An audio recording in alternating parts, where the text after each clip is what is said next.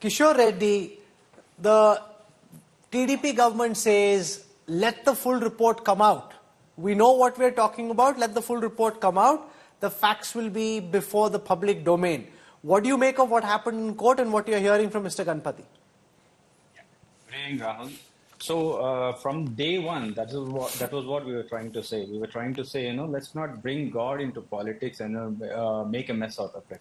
From day one, there have been just a bunch of lies by the TDP party and its personnel.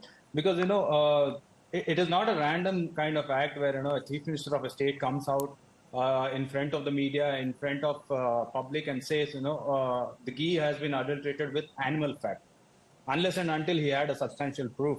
But unfortunately here, just because, like you said, the animosity towards Jagan Mohan Reddy Garu was so high that he made it all up. Because from day one, when the EO said, when the reports came, and the EO first said that, it was adulterated with seed oil and something like vanaspati and all. The second day, Chandrababu Naidu Garu comes up in front of the media and says, animal fat was used and pig fat was used in it. And then again, the EO comes and says, yes, animal fat was used, but we haven't used it in laddus. And then, there were a bunch of lies continuously coming from their side. But from day one, we were very clear, what is the hurry? When the report had come in July, why did you wait till September to reveal it to the public? And, you were talking about doing Samprokshana, cleansing of the temple and all. I just wanted to understand, if at all something bad has happened, if at all something adulterated has happened, would the Samprokshana take place in July, or would it be taken, just for the heck of it, would it be done in October is what we wanted to understand. Because they knew from day one, the ghee was not adulterated with animal fat. But still, they came out, they claimed that it was adulterated, and also they went to an extent saying 1 lakh laddus were sent to Ayodhya using animal fat.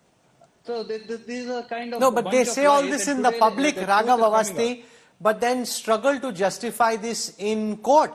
Because the judges, in fact, go after senior... The court was today when the court is asking about all these things. I would be grateful if I am the only one who is allowed to speak for a bit, because I am the only lawyer on this panel. And secondly, I had the good fortune to be part of this hearing in as much as I was representing Mr. Vikram Sampath, whom I have represented on earlier occasions, and Mr. Dushyant Sridhar, who is a religious scholar.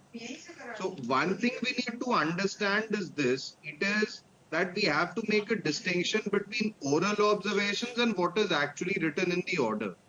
Because all sorts of oral observations are made during the hearing. Unfortunately, there is this tendency that we conflate oral observations with whatever is there in the written order.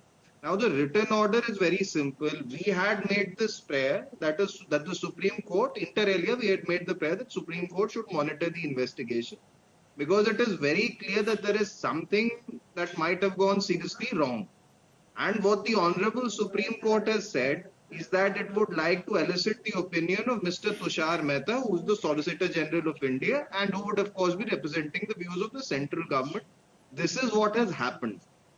Now, there is of course a very good chance that after investigation and hopefully, and it would be really desirable if it is monitored by a Supreme Court appointed SIT, we were to come to the conclusion that there was indeed adulteration. And if we come to that conclusion, I think what we need to understand is this. Hindu temples do not belong to any government, irrespective of which political party heads it. And I'm saying this with some responsibility, because although I'm not a professional politician, I've served on 2 campaign committees with the BJP, but still, I will say so. No, all Hindu temples... No, let's spend a moment, Raghav, on what happened in court.